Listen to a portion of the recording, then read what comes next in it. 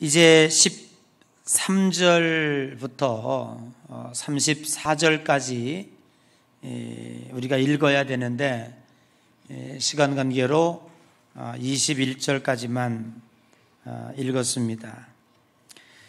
나면서부터 앞을 보지 못하는 이가 눈을 떴다고 하니까 동네가 난리가 났습니다. 이웃들이 몰려왔고 그를 아는 사람들이 집으로 찾아왔습니다. 도대체 어떻게 해서 눈이 떠졌느냐 그렇게 물었습니다. 참 궁금하겠죠. 기가 막힌 일 아니겠습니까? 나면서부터 맹인이 눈을 떴다고 하니까 온 동네에 관심거리가 될 수밖에 없었을 것입니다. 아마 눈을 뜬 이 맹인은 자기 집에 몰려온 사람들에게 신나게 간증을 했을 것입니다. 글쎄 말이야, 예수라고 하는 사람이 침으로 진흙을 비벼서 내 눈에 발라줬어. 그리고 저 실로암 못에 가서 씻으라고 그러잖아. 그래서 내가 순종하는 마음으로 가서 실로암 못에 씻었더니 글쎄 내 눈이 확 열려서 보게 된 거야. 내가 앞이 캄캄하고 불편하게 살던 내가 이렇게 보게 되니까 얼마나 좋은지 몰라. 정말 나는 예수님에게 너무 감사해. 그러면서 신바람나게 간증을 하지 않았겠어요? 그러면 어떻게 해야 되겠습니까? 야, 너 진짜 축하한다. 그리고 너를 고친 이가 도대체 누구냐, 그분이. 우리도 그분을 좀 한번 뵈러 가야 되겠다. 그래야 되지 않겠습니까? 그런데 뜻밖에도 오늘 본문에 보면 이웃 사람들과 전에 이 사람이 맹인이었다는 것을 알고 있던 사람들이 그 이야기를 다 듣고 누구에게 끌고 갔느냐 하면 바리새인들에게 데리고 갔어요.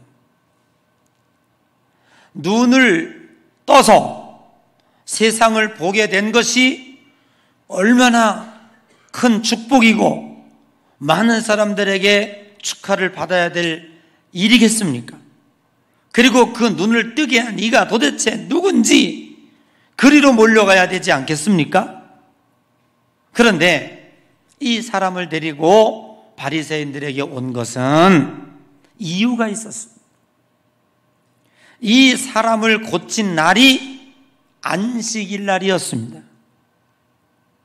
그래서 이 사람들은 도대체 안식일을 범한 그 이가 누군지, 확실히 그런지 진실 규명을 하기 위해서 데리고 온 거예요. 그러니까 바리새인들이 그들에게, 그 맹인에게 묻습니다.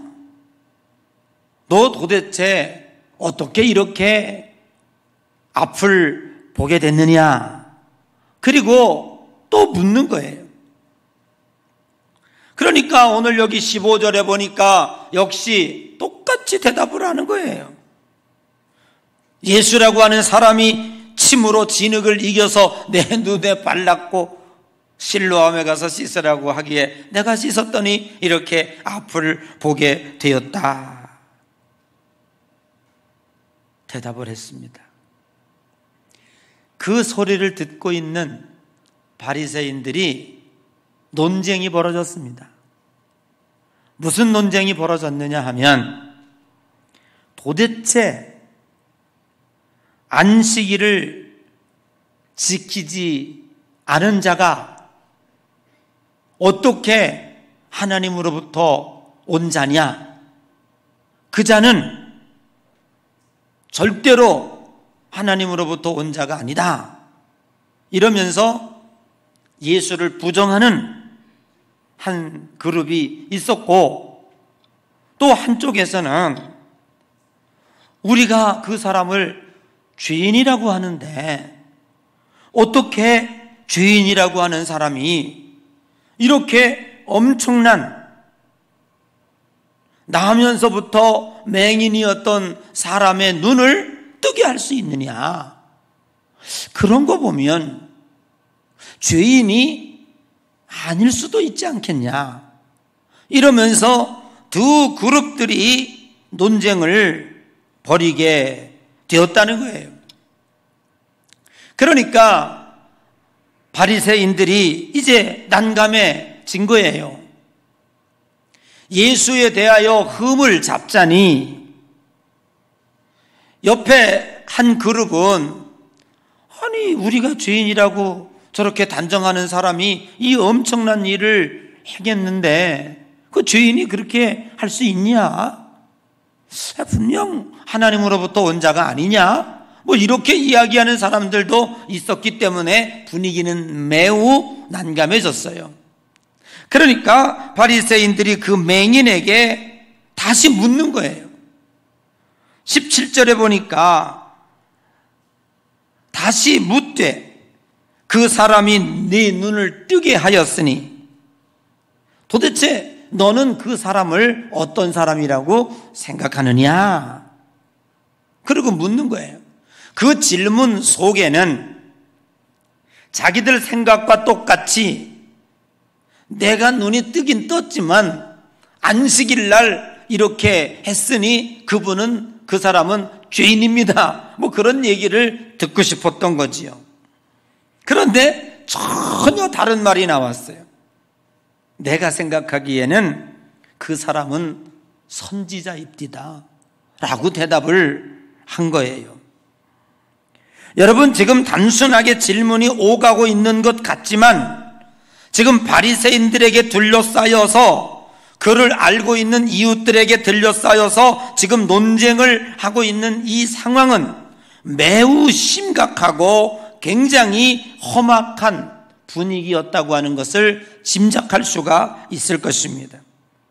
바리새인들은 자신들이 목적하는 대답에 충족하지 못할 말들이 계속 나오니까 이제는 누구를 부르냐 하면 그 맹인의 부모를 불러드립니다.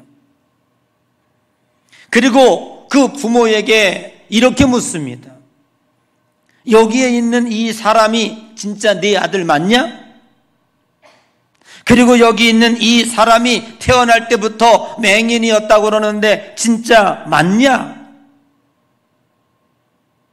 그리고 네 아들이 눈을 떴다고 하는데 도대체 어떻게 해서 눈이 떠졌냐? 라고 묻는 거예요. 뭔가 그 부모의 대답을 통해서 흠잡을 말이 있기를 바랬던 것 같아요. 그런데 이 부모들도 익히 이 분위기를 짐작하고 있었어요. 여기서 섣불리 잘못 말하게 되면 자기들까지도 죄인으로 몰릴 판이에요. 그러니까 뭐라고 대답하냐면, 여기 있는 이 자는 내 아들이 맞습니다. 그리고 내 아들은 나면서부터 앞을 보지 못하는 맹인이었던 것도 사실입니다. 그러나 내 아들이 어디서 누구에게 어떻게 보게 되었는지는 우리는 알지 못합니다. 내 아들이 성인인 거로, 장성한 어른인 거로 내 아들에게 물어보십시오 라고 밀어버리는 거예요. 참 어처구니가 없습니다. 믿음이 없는 자들은 아무리 기적의 소리를 들어도 그 기적을 어떻게 해서든지 믿지 않으려고 합니다. 믿음 때문, 이 기적 때문에 믿음이 생기거나 기적 때문에 아이고 맹인이 눈을 떴어, 그러면 나도 그 사람한테 가서 제자가 돼야지, 그리고 따라가지 않는다는 거예요.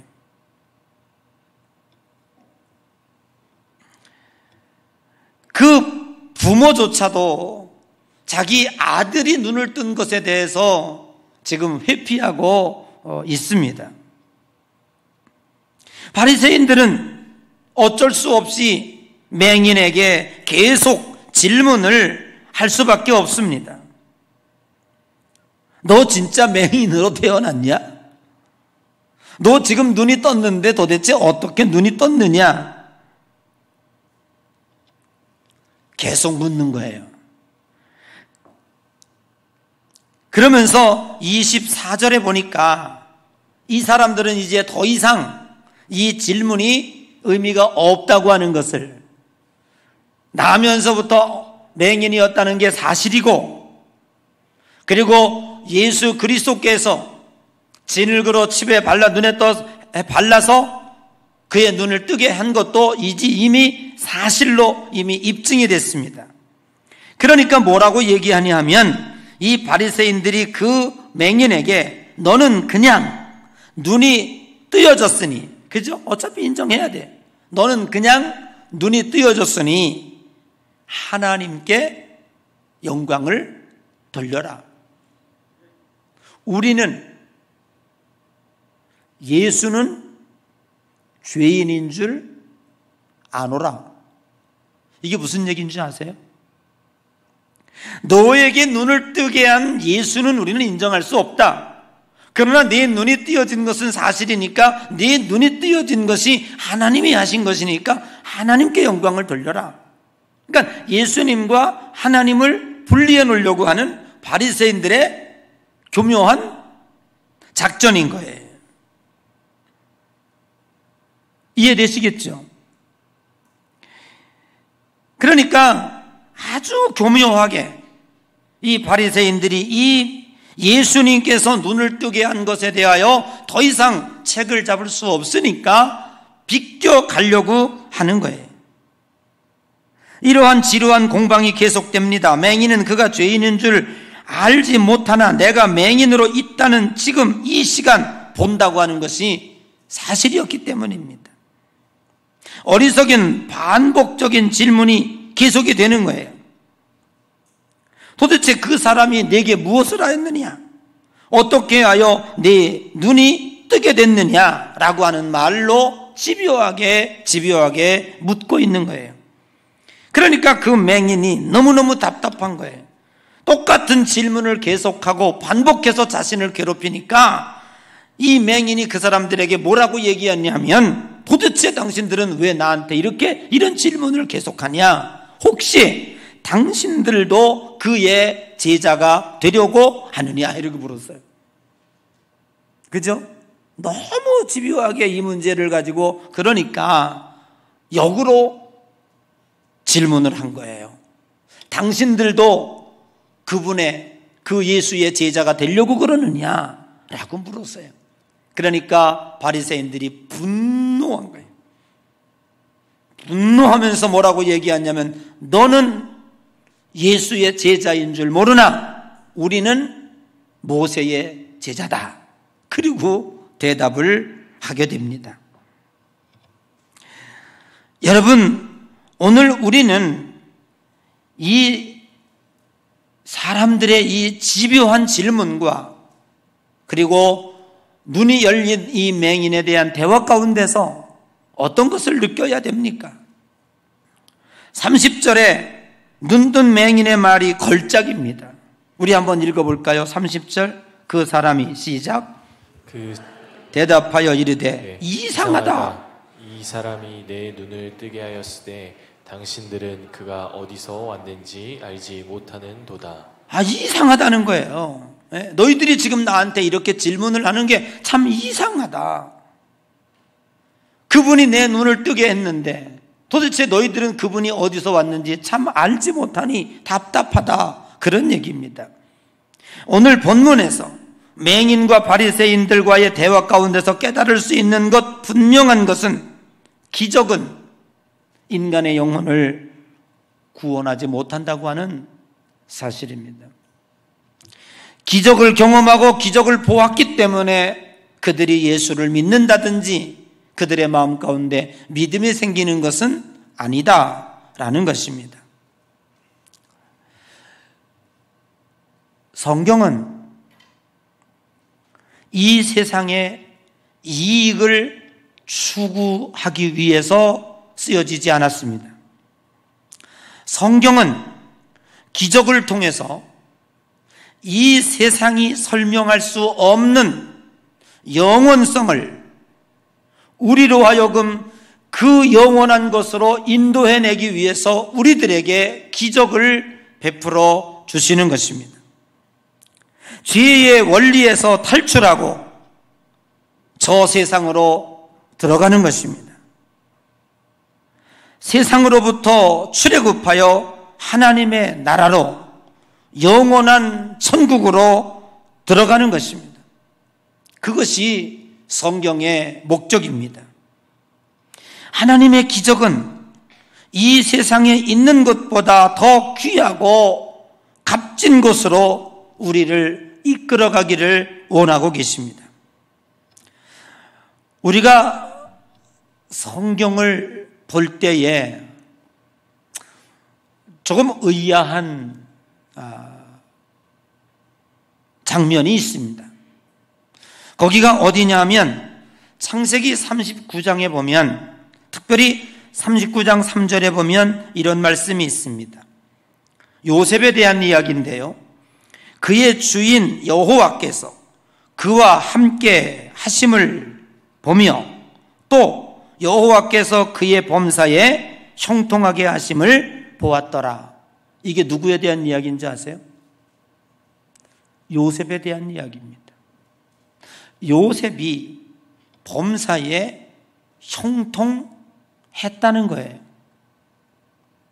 그런데 곰곰이 생각해 보면 진실로 요셉이 형통한 자입니까? 야곱의 11번째 아들로 태어나서 아버지의 총애를 받았습니다. 형들이 양과 염소의 먹이 위에 키우기 위해서 저 먼 들에 나가서 이제 양들을 돌보고 있었습니다. 아버지가 요셉을 부릅니다. 요셉아, 너희 형들이 이렇게 목축을 하기 위해서 며칠 동안 고생을 하고 있는데 얼마나 배가 고프겠느냐? 떡을 한 보따리 사서 짊어지고, 야, 가서 형들에게 가서 이거 먹게 하라. 형들이 저기 보니까 조그만 놈이 하작하작, 누가 자세히 보니까 요셉이야. 자기들이 의논합니다. 우리 쟤를 죽여가지고 땅에 묻고 그거 피를 갖다가 짐승한테 물렸다고 그러자. 그러니까 그래서 구덩이에 파묻으려고 그랬어요.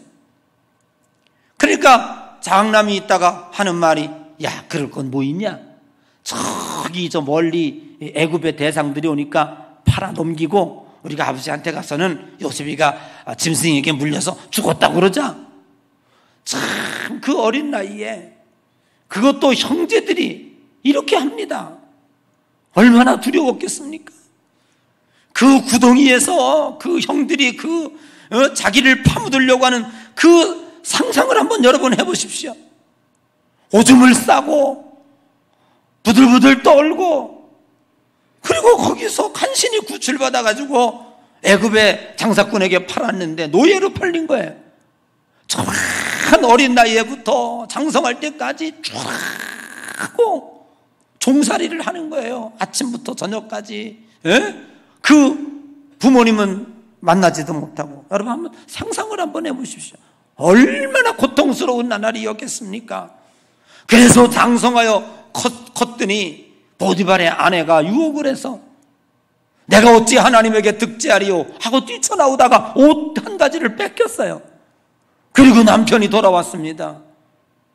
누명을 뒤집었습니다. 저 요셉이가 나를 겁탈하러 들어왔다가 지금 여기 겉옷을 놓고 도망을 갔다고. 그 보디발이 화가 나가지고 이놈을 감옥에 넣습니다. 남의 나라 와가지고 감옥에 들어갔어요. 여러분, 인생살이에 있어서 감옥에 들어간다고 하는 것은 최악의 고통스러운데, 혹시 여러분 감옥에 들어갔다 왔습니까? 그 사실을 알고 있습니까? 모른다면 오늘 한번 감옥에 들어가 보세요. 아니, 그도 저도 모른다면 감옥을 정말 리얼하게 그린 드라마가 있는데 어제 끝난 빅마우스예요. 잘 모르시는군요. 성경만 보고 기도하기 때문에. 그 감옥살이의 처절한 현실들을 사람 하나 죽이는 일 대수롭지 않고, 거기에서 그 참혹하게 인권이 유린당하고 이런 문제들이 아주 리얼하게 거기서 그려지고 있습니다. 그 처참한 감옥에서 그 감옥살이를 수년 동안 합니다. 10살도 안 된 그 어린아이가 붙잡혀 와가지고 노예 생활하면서 감옥살이 한 수십 년 동안 그 하나님, 형통이라는 단어를 썼던 그 하나님은 도대체 어디 계셨습니까? 진정 우리가 바라는 형통이라면, 우리가 생각하는 형통이었다면, 요셉이가 구덩이에 파묻히기 직전에 부들부들 떨고 똥오줌 싸면서 그 어린 나이에 죽음에 대한 공포를 느낄 때 하나님의 천사가 짜자작 나타나서 요셉을 탁 굴출해내든지, 아니면 백마탄 검사가 나타나서 형들을 쫙 처단하고 구해내든지, 그래서 구해주셨어야 될 거 아니에요.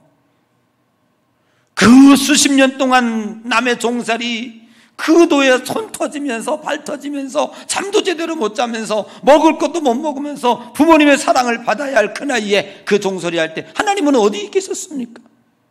그게 무슨 형통입니까? 그리고는 모함을 받아 감옥에 가요? 감옥 갈 때 누군가 나타나서 구해줘야죠.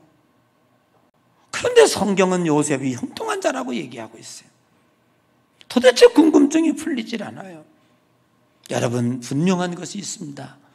우리가 생각하는 형통과 하나님이 생각하는 형통은 다르다고요. 그것이 어디에서 문제를 풀고 있냐면 시편 105편에서 문제를 풀어낼 수가 있습니다. 자, 보세요. 시편 105편 16절에서 19절입니다. 여러분 앞에 친절하게 돼 있으니까 제가 중심되는 문구만 읽어드릴게요. 16절, 그가 땅에 기근이 들게 하사 그들이 의지하고 있는 양식을 다 끊으셨다. 17절, 그가 한 사람을 앞에 보내셨으며 요셉이 종으로 팔렸다. 18절, 그의 발은 착고를 차고 그의 몸은 쇠사슬에 매였으니. 어디에서요? 감옥에서. 그러나 19절 보세요. 곧 여호와의 말씀이 응할 때까지라. 그 말씀이 그를 단련하였도다. 아멘. 결국 요셉은 어떻게 됐습니까? 한 나라의 총리 대신이 돼요. 온 근동에 기근이 들고 가뭄이 들었을 때, 다 고통스러울 때 그의 가족이 애굽으로 이주하여 70년 동안 번성하게 돼요. 한 가문이 번성하게 되고 하나님의 말씀과 성경이 구원의 역사로 이어져가는 기틀을 마련하고 있었다는 거예요. 여러분, 그러므로 기독교의 형통이라고 하는 것은 내 욕심과 내 욕망을 이루어내기 위한 그 형통이 아니라, 하나님이 생각하는 형통은 하나님의 말씀을 이루고 하나님 나라의 계획을 이루어내는 데 필요한 형통이며 기적이었다고 하는 겁니다. 여러분이 하나님 나라에 가기 위한 어떠한 사건이 필요하다면 하나님은 틀림없이 그 기적을 행하실 것입니다. 그러나 내 욕심을 채우기 위해서 우리가 바라고 있는 기적은 무엇입니까? 하나님 나에게 한 번만 좀 결제해 주시고 1억 천금을 주셔서 이 세상에서 편안하게 떵떵거리며 좀 한번 살게 해 주십시오. 그러면 우리에게 믿음이 생깁니까? 나면서부터 맹인에게 눈이 열려지게 했는데 그 맹인이 정말로 믿음이 생길까요? 그렇지 않습니다. 그렇게 돼서 정말 여러분들이 하나님 나라 가는데 꼭 필요한 것이라면 하나님은 하셨을 것입니다. 그러나 그렇게 하면 거의 다 믿음을 잃어버립니다. 하나님을 떠납니다. 하나님 없다고 생각합니다. 어떻게 보면 저는 요즘에 그런 생각을 해요. 생로병사의 가정 가운데서 병들고 늙어가는 일은 인간에게 주어진 하나님의 축복이었다. 젊었을 때는 잘 몰라요. 근데 한 해 한 해 나이를 먹으면서 늙어가면서 느끼는 좋은 점이 있어요. 젊었을 때 내려놓지 못했던 것, 젊었을 때 놓지 못했던 것들이 이제는 하나씩 하나씩 놓아지더라는 거예요. 그러니까 얼마나 은혜입니까? 얼마나 축복입니까? 불만이 있습니다. 여러분, 제가 빅마우스 드라마 얘기를 했지만 좀 이해를 돕기 위해서 그 여자 주인공 어제 죽었어요. 병 들어가지고 드라마에서. 근데 이름은 기억할 수 임윤아라나? 일부 예배 때 몰라요? 요새만 알아요? 야, 침대에 누워서 마지막 이제 죽어가는데도요 얼마나 이쁜지. 아니 물론 기계에 들어갔다 나왔다 하는지 잘 모르겠습니다만은 완벽해요. 어떻게 사람이 저렇게 이쁠 수 있을까 할 정도로 예뻐요. 왜 그런 눈을 쳐다봐요? 저도 좀 보는 눈은 있어요. 남자 주인공 그 빅마우스 잘생겼습니다. 남자가 봐도 정말 잘생겼습니다. 근데 그 녀석은 잘생긴 것만 믿고 그런지 연기는 잘 못해. 그래도요 정말 잘생겼어요. 여러분, 우리가 하나님 앞에 이렇게 요구할 수 있어요. 하나님 인간을 창조하실 때에 그 20대 때 그 최고의 아름다운 모습, 최고의 멋진 모습, 그 상태로 그냥 있다가 어느 날 딱 그냥 하나님이 부르면 그 상태로 가면 얼마나 좋겠어요. 이렇게 병들어야 합니까? 무릎 우두둑 거리고 어깨도 못 돌리고 허리는 구부러지고 누가 와서 사진 찍네. 나 사진 찍지 마. 왜요? 자신의 늙은 모습이 사진에는 나타나더라고. 싫단 말이에요. 이렇게 인생이 가야 합니까? 오늘도 아침에 TV를 보니까 존엄사에 대한 토론을 하고 있더라고요. 얼마나 죽음이 고통스러우면, 말기암 환자들의 삶이 얼마나 핍핍하고 고통하면 나 거룩하게 좀 가치 있게 그럴듯하게 죽게 해달라. 그렇게 지금 하고 있지 않는 거냐 이 말이에요. 그러나 여러분, 그때는 몰랐습니다. 그러나 병들고 늙어가면서 우리는 깨닫게 되는 것이 있습니다. 그것이 바로 하나님의 나라요, 내 일생의 이 삶이 하나님의 말씀을 이루기 위한 것이었다고 하는 것을 알게 됩니다.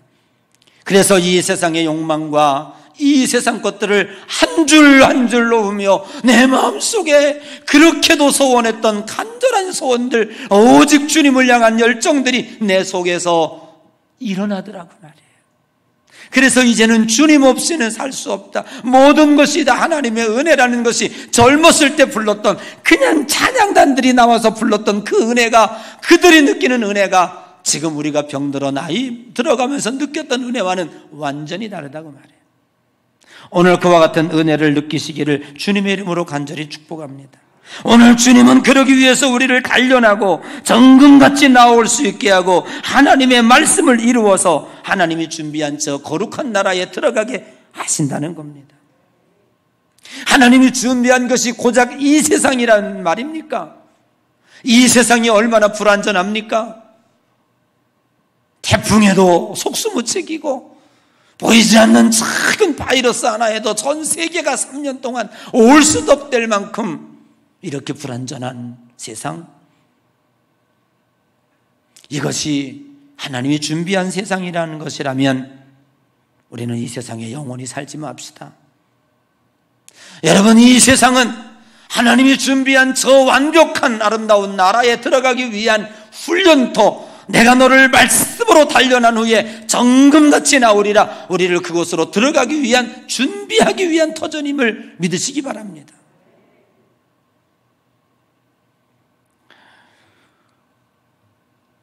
하나님의 요구하심에 우리의 믿음의 수준이 합당하기까지 하나님은 우리를 이끌어 가시는데, 그 이끌어 가심을 완성하시고 우리를 하나님이 원하는 목적대로 저 천국에 들어가게 하는 그날까지, 하나님의 말씀이 이루어지는 그 순간까지가 그게 형통이죠.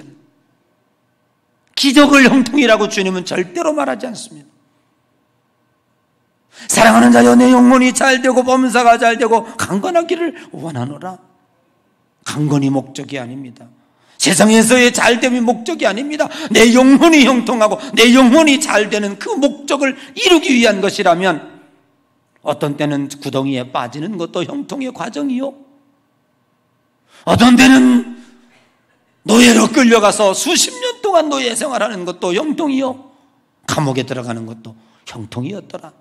그런데 결국은 하나님은 기적을 일으키시고 어떠한 상황 속에서도 나를 붙잡아 주시는 줄로 믿습니다. 거룩한 영의 눈이 열려지시기를 주님의 이름으로 간절히 축복합니다.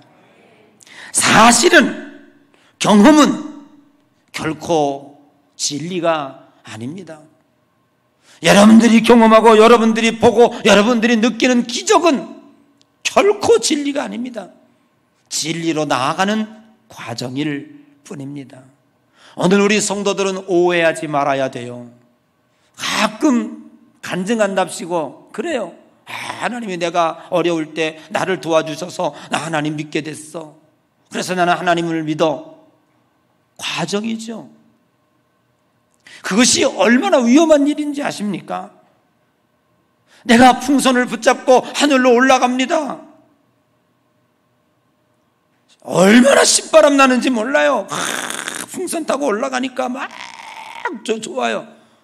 여러분, 그 풍선이 빵 하고 터지는 날 그 사람은 추락하여 죽습니다. 오늘 우리의 신앙이, 우리의 삶 속에서 이루어지는 그 알량한 기적들, 알량한 사실들, 알량한 확인들, 내가 기뻐하는 것들, 그거 의지하고 그것 때문에 믿음을 거기다 태워서 올라가려다가 그게 떨어지면, 그것이 어려워지면 믿음 포기할 겁니까? 교회 떠날 겁니까? 신앙생활을 안 할 겁니까? 거기에 그것 때문에 오늘 이 자리를 떠난 이들이 너무나 많은 거예요. 오늘 우리는 분명히 기억해야 됩니다. 그게 형통이 아니라고요. 제가 한 가지 재밌는 얘기 해드릴까요? 어떤 동네에 예쁜 처녀가 있었습니다. 그런데 이 딸이 열이 펄펄 끓고 그새 잠을 자면서 헛소리를 합니다. 근데 그 마침 옆에서 아주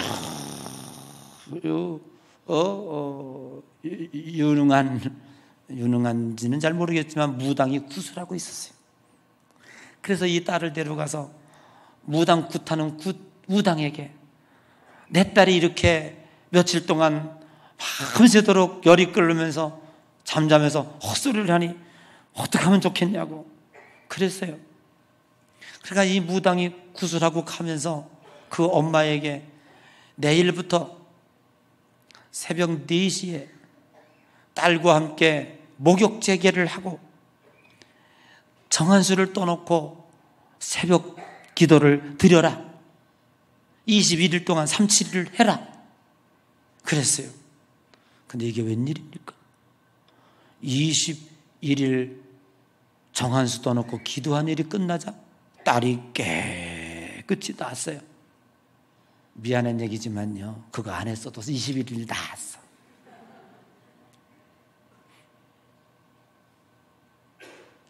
그런데 이것으로 끝나지 않습니다. 무당이 찾아왔습니다. 그 엄마에게 이렇게 얘기합니다. 당신의 딸은 신이 내린 것이다. 지금은 고쳐줬지만 당신의 딸을 무당으로 만들지 않으면, 무당은 두 종류가 있다 그랬잖아요.